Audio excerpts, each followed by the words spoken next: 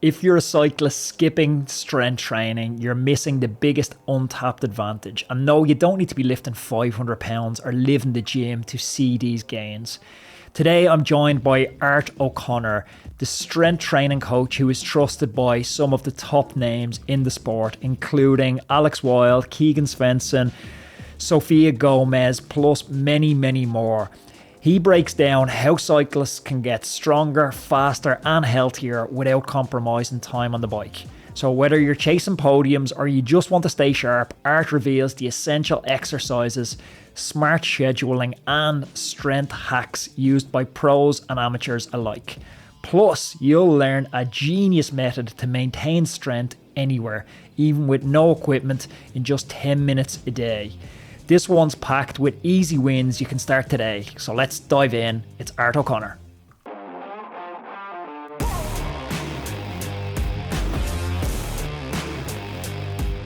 Art, welcome to the Roadman podcast. Thank you, Anthony. Really excited to be here. I want to kick things off by starting quite high level. How do you approach designing a strength training program specifically for cyclists? Like, is there a guiding set of principles that you're thinking about when you're trying to evaluate what's most effective? Well, I always kind of look at it from the lens of, strength is kind of the foundation for everything. The question I get a lot from cyclists and endurance athletes in general is, should I be lifting weights? And the answer, of course, is yes. But I always answer that question with a question, which I know is super annoying. And I said, well, do you know a sport where being weaker is better? And if that sport exists, let me know, because I'll go do that, because this is hard. Yeah, I love strength training, but so I'm just trying to get their baseline strength as high as possible for their sport. Like, I'm a big believer in being strong enough for your sport. You don't need to deadlift 500 pounds to pedal a bicycle fast. So I have some things that I look at, like, that I think are standards that most competitive cyclists should meet. It's going to be certainly higher for a pro than just a regular rider, but I'm just trying to make them more durable and just a stronger athlete in general. I always look at a lot of strength programs online and for cyclists, and they seem to be really leg centric, which is fine. But I have yet in 30 plus years of coaching seen a person that their leg strength is the limiting factor for them. So usually they can't access the leg strength that they have because they have a weak core, they have a weak upper body, and they're not able to access the strength that they already have. This is the weak link in the chain theory. Exactly. So I have a little thought experiment that I do with people to kind of illustrate this point. Most people have probably been in a leg press machine, and if you've been in one, you can put quite a bit of weight on there and be able to press that for reps relatively easily, even as an untrained person. So, like, let's say we take someone who's never strength trained before. They could probably put 300 pounds in a leg press machine and press that, 4, 5, 6, 7 times relatively easily. If we took that same amount of weight, loaded it up on a barbell and put it in a squat rack, if they could even get it off the rack, they're not going to be able to squat that. It's going to end really badly for them. So we've just proven that their legs aren't the weak link in that equation.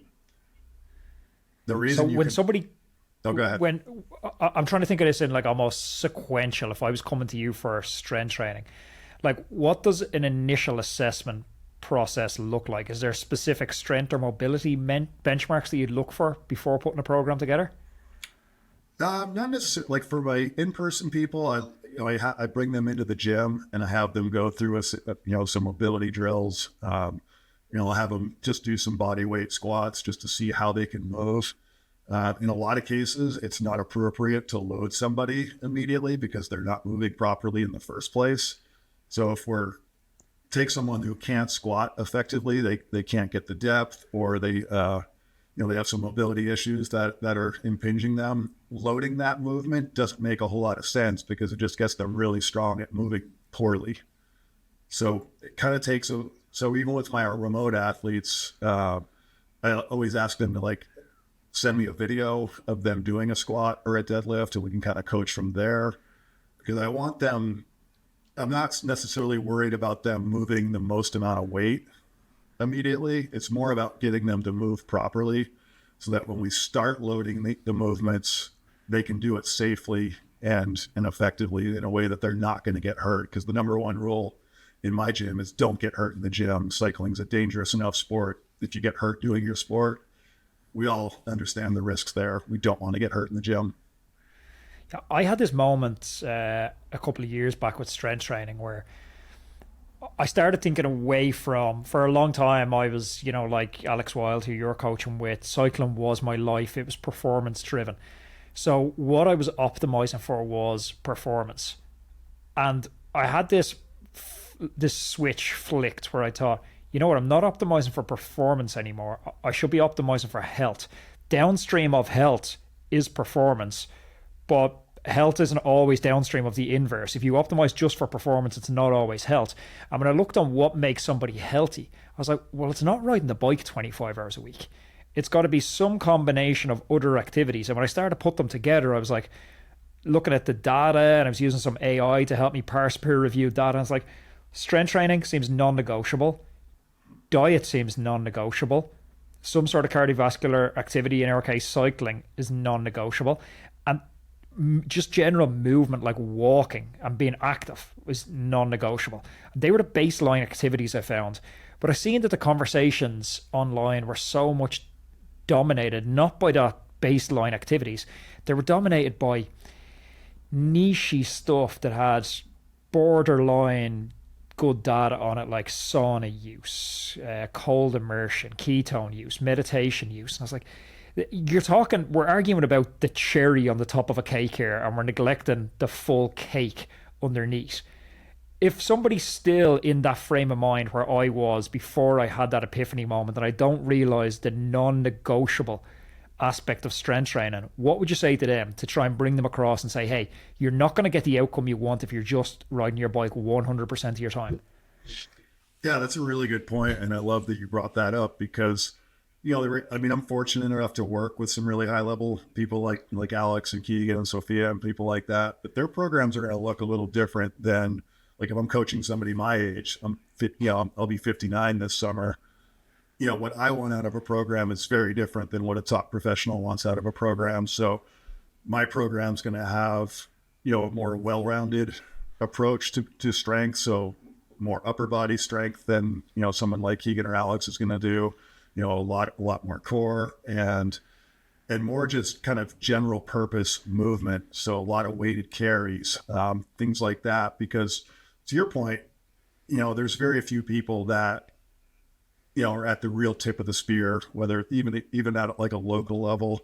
Most of those people have, jobs and things that they want to do outside of cycling, even though they certainly want to get the most out of their cycling training. But I think that people place too much emphasis on performance when it comes to, racing at a local level or, even at a national level. In that they'd be a lot better served by taking a kind of more the 30,000 foot view of things like what is going to make me a healthier person. And to your point, that goes back to diet. It goes back to strength training. It doesn't matter at the end of the day if, you can bench press 300 pounds if you can't, run across the street without pulling a hamstring or something like that. Yeah. So it's really about just hitting, what is the sport not giving you? So like with my recreational or even like, local like Cat 1, Cat 2 racers, what is the sport not giving them? And I want to approach that in the gym so that they're not developing these massive imbalances. A top pro, they don't really care if they can, touch their toes or dunk a basketball or whatever it happens to be. They really just want to, pedal a bike as fast as they can. And that's fine. That's what they need. That's their job. But for the rest of us, if you're not getting paid to ride your bike, you should really be looking at it from a health lens and what is going to make me, a more effective person in my day-to-day life, whether that's being a father or a partner or a, business leader or whatever.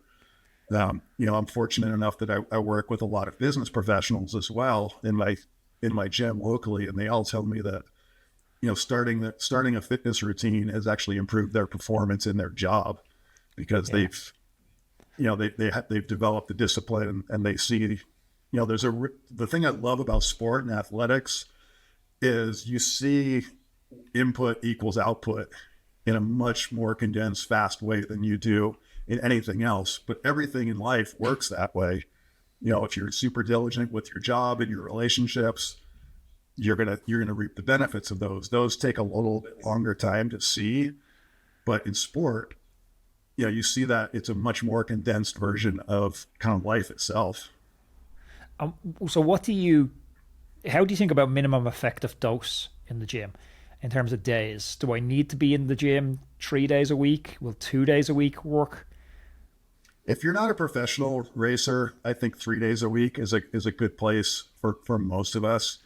I think you're going to get more benefit from that third day. Like my pros will train, they do 2 days a week in the gym, but they're also doing, 20 plus hours a week on a bike consistently, week in and week out. So for them, it doesn't make sense to do a third day in the gym. For the rest of us, for me, a big training week anymore is a 12-hour week. If I get 12 hours on the bike, that's a monumental week for me. But Same. I'm lucky in that I work in the gym, so I get my strength training in, and I realize most people don't have that luxury. But 3 days a week is pretty doable for most people, and it's not.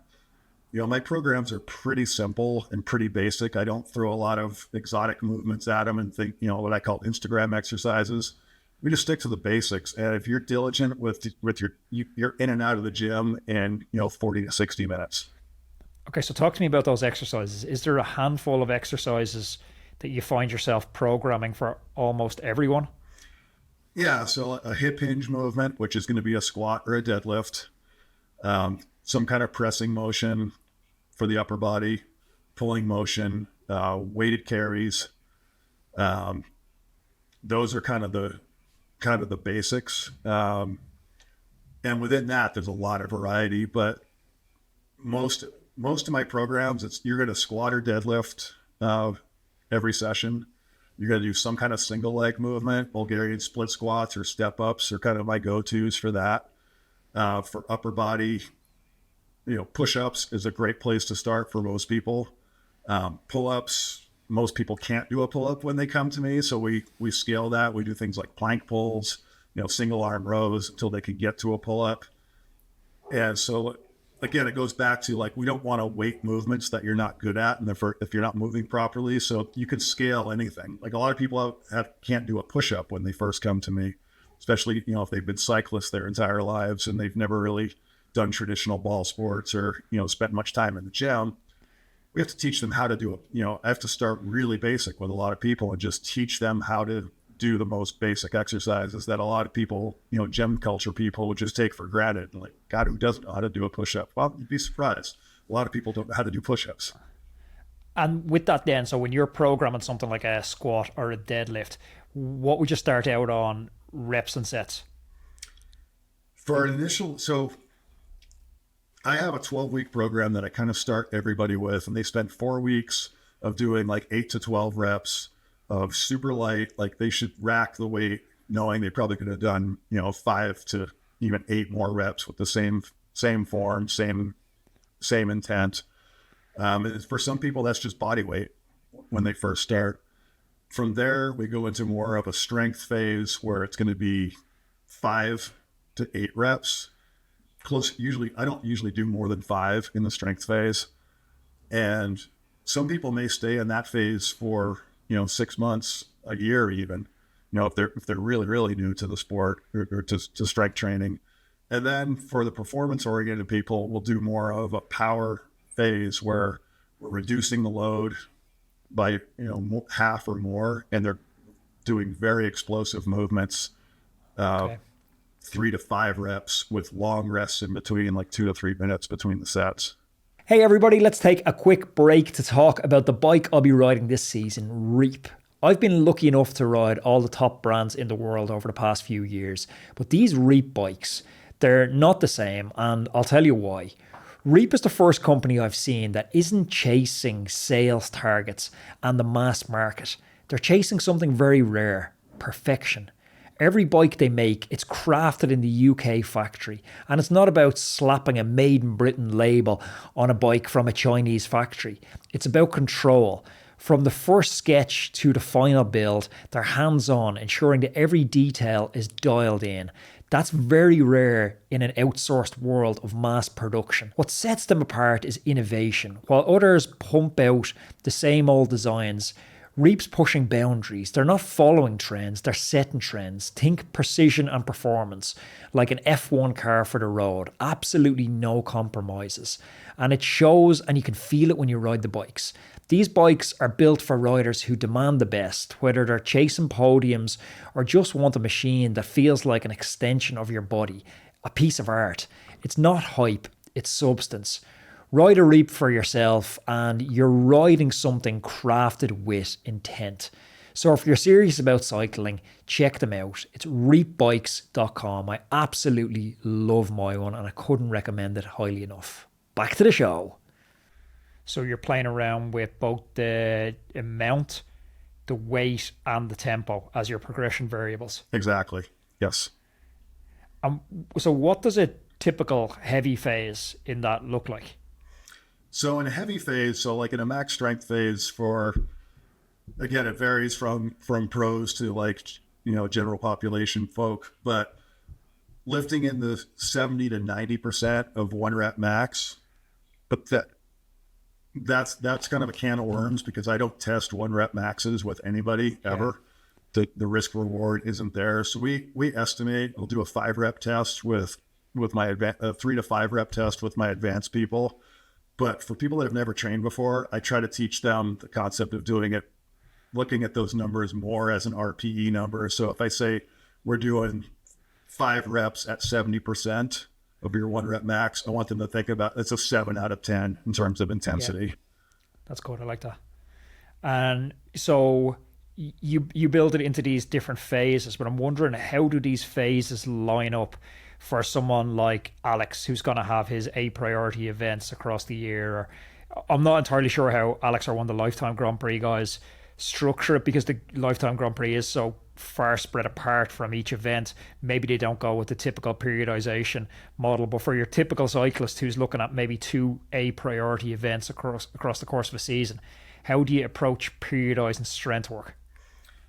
So assuming they started in the fall, after their off season's over, once they get into their competitive phase, I kind of do a blend of power and strength movements throughout. So if most of my cyclists, once their race season starts, they'll drop down to 2 days a week. If they're racing on the weekends, which most of my amateurs are racing almost every weekend, it seems like. So they'll do like their Tuesday workout, for example, will be kind of a heavier, where they're in that kind of 70 to 80% of 1 rep max. And they'll do like 3 reps, like 3 sets of 3 would be a typical thing that I would throw at them. And then their Thursdays session will be more power based. So we're going to drop the weight to about 30% of their 1 rep max. And they're going to move very explosively again, like, 3 sets of 3, 4 sets of 4, that type of thing. The whole idea is I'm trying to get their fast twitch muscle fibers to fire and get online quickly, because that's the thing that most endurance athletes lack, is that ability to kind of recruit as much muscle fiber as possible, because a lot of the strength adaptations that we're going for in cycling are neurologic, not necessarily muscular. In other words, we're teaching our brain to recruit more muscle fibers for a given effort. Are you stacking these workouts on days they currently have hard bike sessions to preserve recovery days? Yes. Or are you slotting them in on recovery days? No, their hard days are hard, their recovery days are recovery days. Interesting. That's been a big evolution we've seen in the last few years, because prior to that, I'd seen a lot of people saying, I'm only doing 60 minutes cafe ride on Friday. Well, I'll slot in my hard day here. But very soon you zoom out and you realize, hey, I've been training hard 7 days a week for the last 4 months, and I'm wondering why I'm cooked. Right. Yeah. When's your recovery day if you're doing your strength training on your easy day? And you talked about the in-season plan being slightly different. When a rider executes a taper, whether it's a traditional taper or some sort of non-traditional taper where they pull back 2 weeks before the event, do you typically pull back in strength work during that taper period as well? Yeah, so most like the Grand Prix riders, you brought up a point that they have a big time typically between those races. So they're not doing really a very traditional periodized approach because we can do like a strength block. Like there's almost 6 weeks before Unbound for, the people that just did Sea Otter. So I'm gonna have most of those guys and girls do a strength block next week, and then we'll start to do more power stuff, and the strength stuff will kind of taper off and the power stuff will ramp up as they get closer to that race. And the same thing with my amateur racers, like they'll have, one or two A events a year, and starting about 2 to 3 weeks out, I'll drop the weight, increase the speed of movement, and increase the recovery times.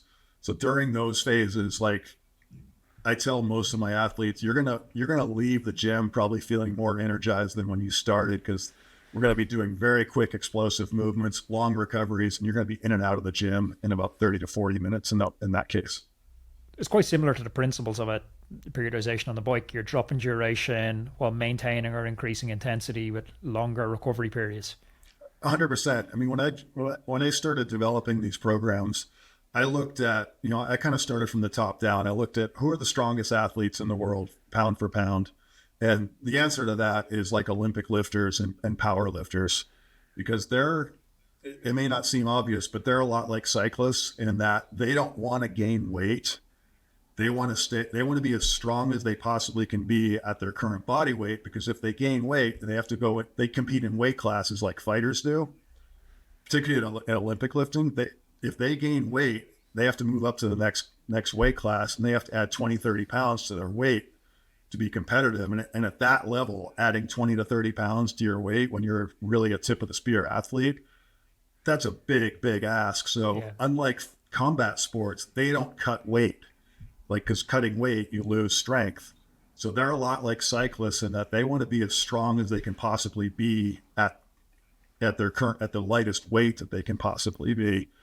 And so the way they train is they lift really heavy with long recoveries in between. You gain a lot of strength that way, but no size. And they also lift really fast at certain times of the year.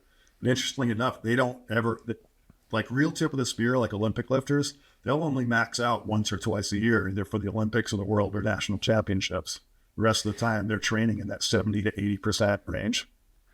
We're in a really data-driven era at the moment, and I've had podcasts debating the merits of this data-driven, and are we leaving some gains on the table by ignoring feel, in the way that Ethiopian athletes almost exclusively don't use data and are really just in touch with themselves and their body. They don't need to wake up and look at heart rate variability to tell you how ready they are to train. They understand this. Gauging the fatigue using our traditional cycling metrics for a strength session has been hard. Like, what TSS do we attribute to a 60-minute gym session? It's been historically quite a puzzling thing to try and figure out, and people have their own rules of thumb for it. How do you think about assessing the load of a strength session? And do you even consider putting it into Training Peaks, or do you totally omit it, or what way do you juggle that fatigue management piece? So that's a really good question. I look at it as how much weight did they lift during the session. So tonnage for the session. And that's how we manipulate it with my pros. Is I'll look at what they did during the session, and I'll adjust it based on that. So I don't use I kind of wave my intensity a little bit more than doing the traditional 3 weeks build, 1 week off. With strength training, the Soviets have done a lot of research on this, and they have found that waving the intensity, where literally you roll a dice at the beginning of the week to kind of figure out what that week's focus is going to be, has shown to be a better way to increase strength and explosivity. Expand on that for me a little bit. How does that work? So you have a template in which let's say that you have a strength week where you're going to be working at that 70 to 90% of 1 rep max. You have power weeks where it's 30% of your one rep max and really explosive. Then you have like more of a volume week where your goal is to move the most amount of weight possible. So you have those kind of three parameters. And rather than doing a traditional where you would build one on top of the other and then have a deload week, you kind of randomize it so that one week you may be doing a really heavy week. And then rather than, going to a power week after that, which you would traditionally do, you would just randomize it and maybe do, a volume week after that, or in some cases a power week. And you kind of just randomize it throughout the year. Interesting, because I was chatting to Professor Stephen Seiler on this, not about weight training, but about allocating intensity across cycling training. Traditionally, we started out with like the Joe Friel traditional periodization model of we build from tempo to threshold to VO2 to sprint, a decompression week every fourth week, build in blocks. And then it became vogue to what happens if we invert that and we start with reverse periodization. We'll start with sprint first, then we'll go VO2, threshold, tempo. And Seiler was talking to me about a study that recently, I'm not sure if he conducted it or if he was talking about it, but it looked at, contrasted those two types of periodization versus random allocation of intensity across the training week. And it found that there was no difference. There was no difference to adding it in randomly or going through one of these traditional structured periodized models. So it was very eye-opening for me because I was maybe a slave to that very formulaic template of traditional or inverse periodization for a long time. Nice. Yeah, I'm a big fan of Dr. Seiler's work. And I'm a nerd when it comes to this stuff. I read a lot of stuff from a lot of different sports. And when it comes to strength training, kind of the gold standard is look at like what the Soviets and the Bulgarians and the East Germans did. Take the performance enhancing products, shall we say, off the table. You still have to do the work. And they invested a lot of time, money, and effort into developing their training modalities and their training systems. And it's still, if you look at some of the world records that the Soviet lifters did in the 80s, some of those haven't been surpassed today. So that what they did worked. And, it's easy to kind of throw the baby out with the bathwater and say, oh, they were all on drugs. It's like, yeah, but you still have to do the work. If you're getting subjective feedback from an athlete that indicates they're tipping past the point of normal fatigue into borderline overtraining, how would you typically adjust the strength plan? Would you move it to mobility-based sessions, reduced intensity, or pull strength training altogether? A little of both. I kind of leave that up to the athlete. I always tell my athletes, I'm training you to pedal your bike faster, not to win the CrossFit Games. So if something has to be cut from your week due to training fatigue or just life stress, it's always going to be the gym. Like at the end of the day, you're a cyclist and that's your priority. So your bike work is always protected. I always tell my new athletes and my pros, like if I give you a workout that leaves you so sore that you can't properly do your bike workout the next day, I need to know about it because I made a mistake and we need to adjust for that. And young versus old athletes, how would the programming change? So young athletes, I work a lot with, so NICA is the high school league here in America. I work with a lot of NICA athletes in the winter.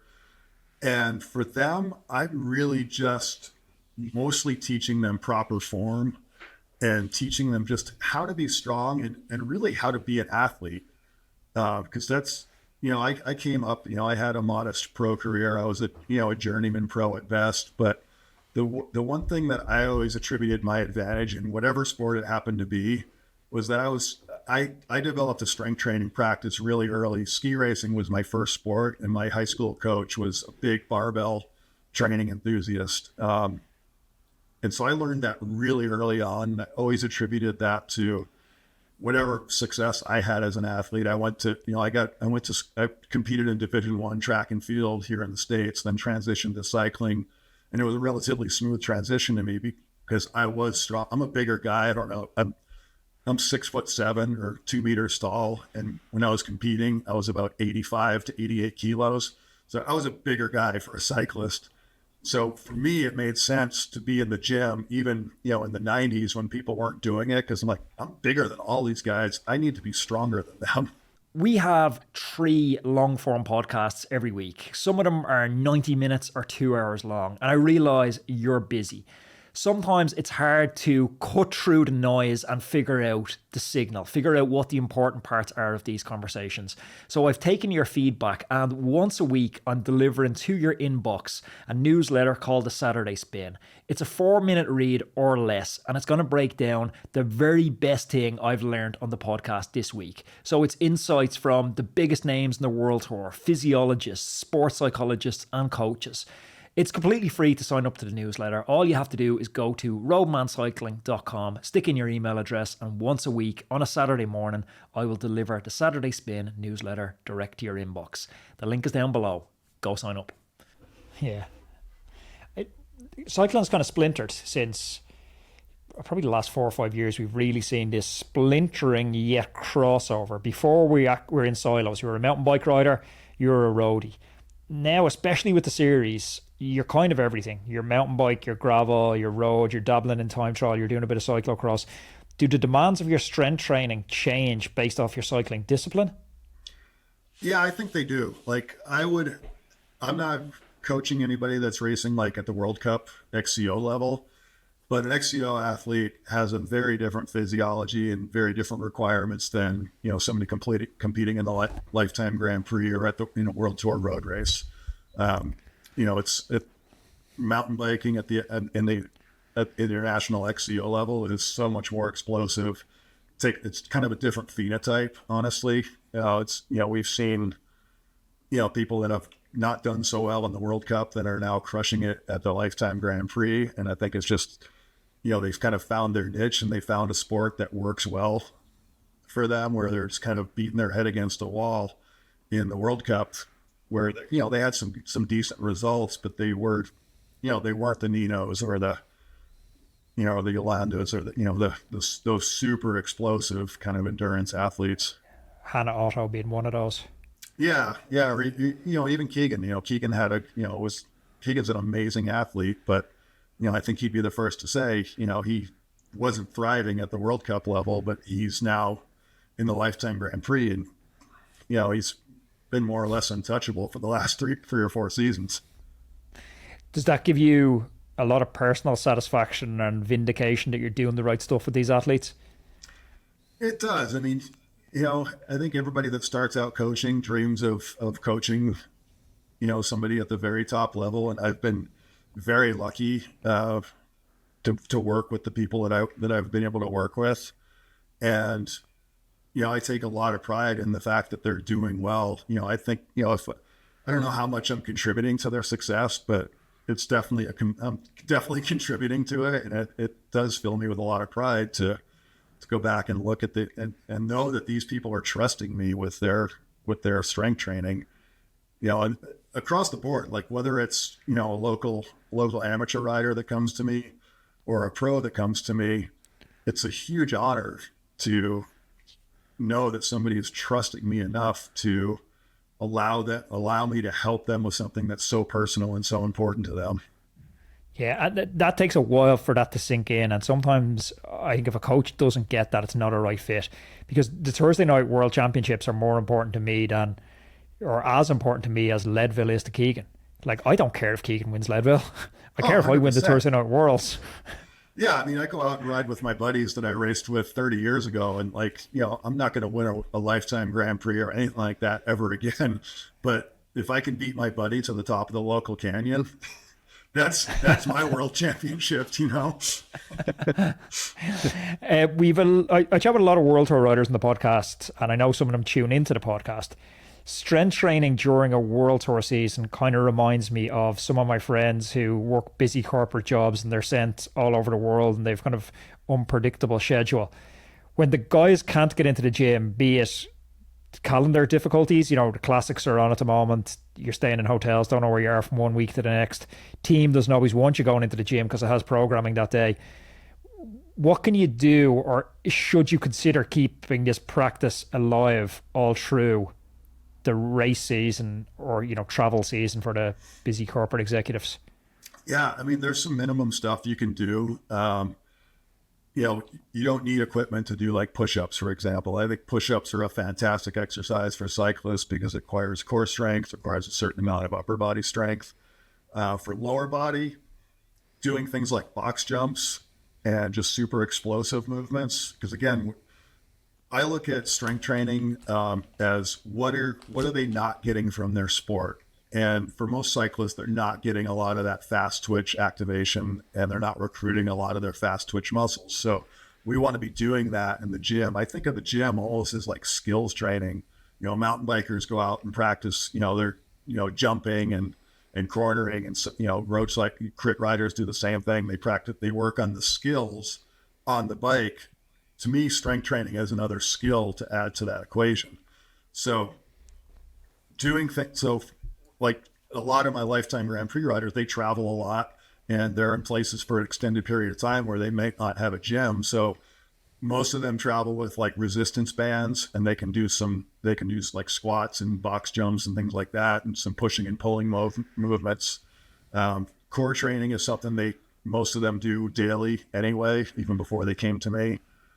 But there's a concept in strength training called greasing the groove. And it works really well for body weight exercises where you just do a little bit of work every day, kind of throughout the day. So let's use push-ups for an example of this. So the formula you have to remember is 3 to 5 sets of 3 to 5 reps. And this is something I took from Pavel Satsulin, who was, one of the greatest, in my opinion, one of the greatest strength coaches of all time. And you get up in the morning. So using a push-up, do like 5 push-ups, like 5 really good push-ups. Couple hours later, you do 3 push-ups, and then randomly throughout the day, you're just doing like these little sets of exercise. So by the end of the day, you've done 3 to 5 sets of 3 to 5 reps. That's going to maintain your strength, but it's not going to add it's not going to add size. And it's also not going to have a big recovery cost. You're not going to get sore doing that. So by the end of the day, you may have done 25 push-ups and you're not going to be sore from that. Whereas if I told you to do 25 push-ups right now, you'd probably get 25 push-ups done, but you'd be sore tomorrow from that. You'd be worse the next day. So you're not going to do push-ups again for 3 or 4 days. I love that. I had that during lockdown where I'm not sure what it was like in the US, but we were stuck in home and confined for quite long periods. And so I almost gamified the house where if I went for a piss, I had to do 10 kettlebell swings every time I went for a piss. If I wanted to boil the kettle, I had to do 6 press-ups before I boiled the kettle. I had to do 3 chin-ups before I done something else. Before you know it, if you look back at your day and you add all this up, you're like, oh, I didn't leave the house, but I actually moved a lot. Yeah. And that's, consistency is the king for everything, whether it's, on the bike, if you can string together 12 weeks of consistent training where you don't get sick, you don't get injured, you don't miss days, you're going to be a much better athlete than you were 3 months ago. Same thing with the gym. If you're consistent with your strength training, stringing together those wins, those small wins, day after day, week after week, that's the one thing I see with like the top performers that I've worked with is they don't miss. They do their training week in, week out. They do their nutrition right week in, week out. Like nothing is left to chance. Yeah, I love that saying that missing once is a break in the habit. Missing twice is the start of a new habit. Uh-huh. Yeah, 100%. Like I was recently doing this kind of personal challenge of I've kind of struggled on and off with meditation over the years, and it's never really taken with me. So I started doing Qigong, and I was trying to do 100 days in a row, and I got sidetracked at Sea Otter and missed a day. So I stopped at 77 days. Like I came so close. But I want to get back into it because I've seen some positive benefits from doing that, of just taking 20 minutes a day of just being mindful and being in the moment, being present. Whereas just sitting and trying to meditate never really took off with me. Like adding that movement to it was kind of the game changer for me. But again, kind of reminds me of that Simpsons. You remember Homer had in the nuclear power plant days since a workplace accident, and it's exactly. Like back to 1. Yeah, yeah, that's got to hurt. Back to 1. Yeah, exactly. And that's what I try to do in my own training in general. I mean, again, I'm in my late 50s. My days of peak performance are well behind me, but I have my own modest goals that I want to achieve, and when I'm most consistent and can get out day after day, whether it's, on the bike or even at this point, just going for long walks with my dog, all of that adds up.